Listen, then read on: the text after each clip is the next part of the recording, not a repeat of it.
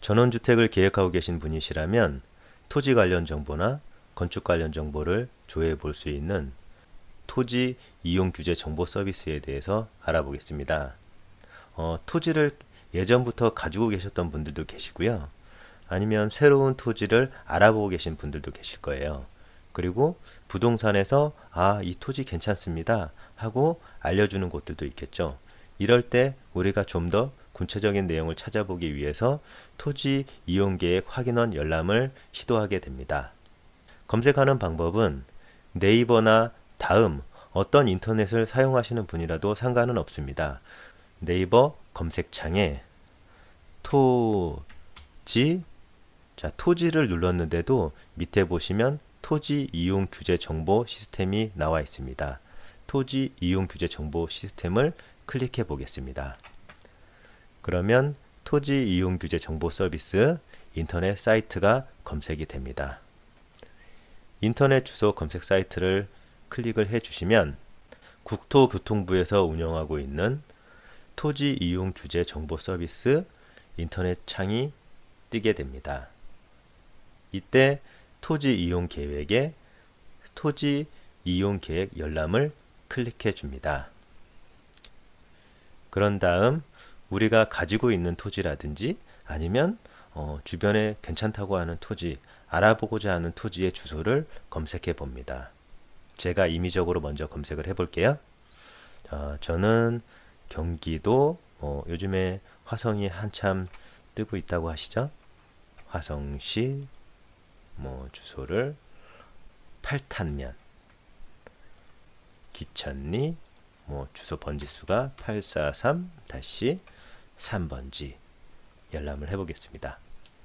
자, 이렇게 열람하시게 되면 이곳에서는 이 토지에 지금 이렇게 빨갛게 동그라미 표시된 토지가 보이시죠? 이게 바로 제가 검색한 경기도 화성시 팔탄면 기천리 843-3번지. 제가 임의로 이건 조회를 해본 거니까요. 여러분들이 원하시는 주소는 따로 검색을 해보시기 바랍니다. 843-3번지 이렇게 동그라미 표시돼서 나오게 됩니다. 그러면 이 외곽선, 이 선들로 이루어진 이 안에 토지가 내가 알아보고자 하는 토지가 되겠습니다. 그러면 첫 번째로 이곳에서 알아볼 수 있는 건 지목입니다. 지목은 여기서 대지란 뜻입니다. 여기도 대자라고 글씨가 보이시죠? 그럼 대지란 뜻입니다. 대지는 예전에 집이 있었던 곳일 수도 있고요. 아니면 지금 집이 있는 곳일 수도 있습니다. 그리고 대지는 토목 허가를 받지 않아도 되겠습니다. 주변의 토지를 보시면 844 전 이렇게 전이라고 나와 있습니다. 그러면 이곳은 밭이라는 뜻입니다. 전은 밭이라는 뜻이고요. 답이라고 나오면 논이라는 뜻이고요. 요 옆에는 794- 해서 전이라는 표시가 나옵니다. 그래서 우리가 확인할 수 있는 건 이 땅의 지목이 무엇이냐. 이 지목이 만약에 전이라면 우리는 밭을 용도 변경해서 건축을 짓고 대지를 만드는 작업을 해야 됩니다. 그럴 때는 건축 신고와 토목 신고가 같이 병행되게 되겠습니다. 그리고 내가 원하는, 내가 알고자 하는 토지의 면적이 나와 있습니다. 지금 331제곱미터라고 보이시죠? 우리나라에서도 최근에 법이 개정되어 이제 평이라는 단위를 사용할 수 없습니다. 우리가 익숙하고자 하는 평으로 변환하고 싶으시면 331제곱미터 나누기 한 평이 3.3, 3.3 약식으로 알고 계신 분들도 계시지만 정확히 얘기하면 3.3058 제곱미터입니다. 331 나누기 3.3058 제곱미터를 누르시면 100.12가 나옵니다. 그러면 이 토지가 100평이구나. 이러한 정보를 아실 수가 있고요. 여기 개별 공시지가가 나와 있습니다. 이 역시도 제곱미터당 174,500원이 나와 있습니다. 그리고 알아볼 수 있는 것 중에 중요한 사항이 바로 이 국토계획 및 이용에 관한 법률에 따른 지역지구, 이게 아주 중요합니다. 여기 보시면 계획관리지역이라고 나오죠. 그리고 자연취락지구. 그러면 계획관리 지역에서는 내가 원하는 대지의 면적의 40%까지 건축을 하실 수가 있습니다. 자, 간단하게 말씀을 드리면 내 토지가 100평이면 1층 면적 40평 정도 집을 지을 수 있는 거고요.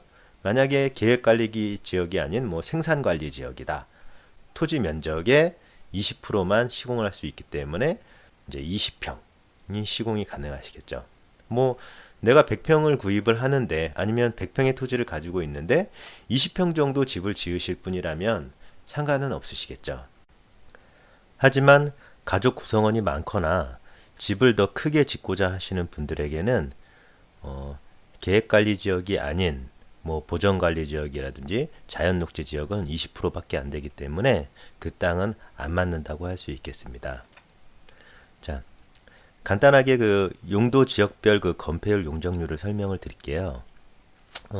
토지 이용 계획 확인을 해 보시면 아까 보신 대로 계획관리 지역에 표시가 나와 있는 부분에 뭐 제1종 전용 주거지역, 제2종 전용 주거지역 또는 뭐 보전 녹지 지역, 생산 녹지 지역 뭐 이렇게 그 토지마다 거기에 알맞은 용도 지역이 표시되어 있습니다. 내가 알아본 땅이 보전 관리 지역이다. 그러면 이쪽에 건폐율은 보전관리 지역 20% 이하.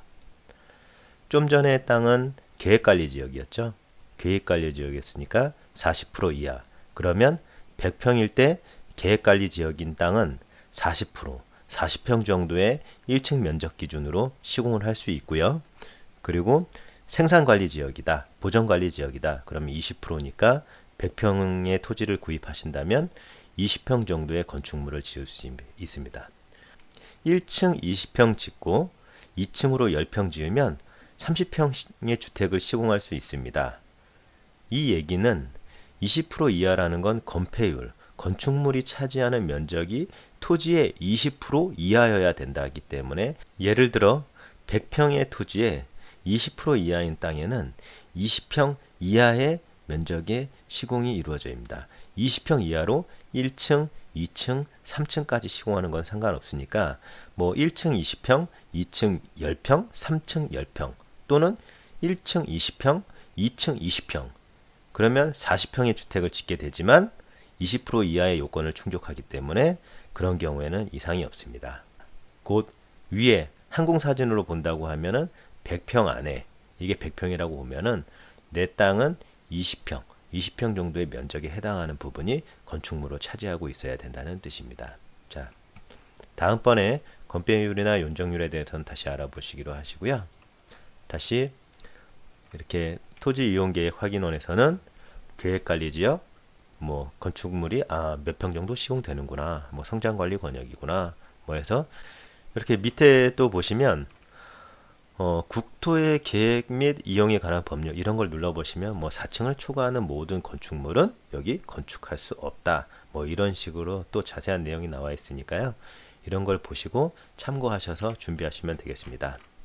하지만 이렇게 알아보시는 거는 개인이 사전에 무언가 알아보시기 위한 준비 작업일 뿐이지 실제로는 건축사와 토목사와 상의를 하시고 해당 뭐 구청이나 시청 공무원들을 만나보셔서 내 땅에 맞는 아니면 내가 알아보는 땅을 좀 더 정확히 알아보신 후 준비하시면 되겠습니다.